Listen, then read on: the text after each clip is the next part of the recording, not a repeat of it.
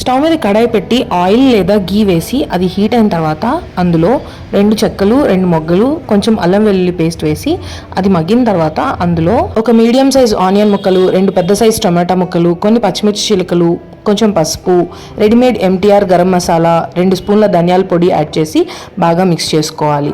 సరిపడా salt add చేసి టొమాటాలు, ఉల్లిపాయలు సగం బడా ఉడికేంత వరకు బాగా మగ్గించుకోవాలి.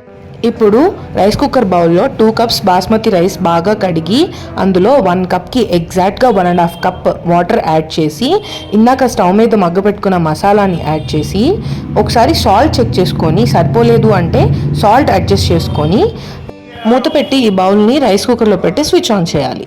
ఇలా మధ్యలో ఓపెన్ చేసి చూడకండి, నేను మీకు చూపిద్దామని ఓపెన్ చేశాను.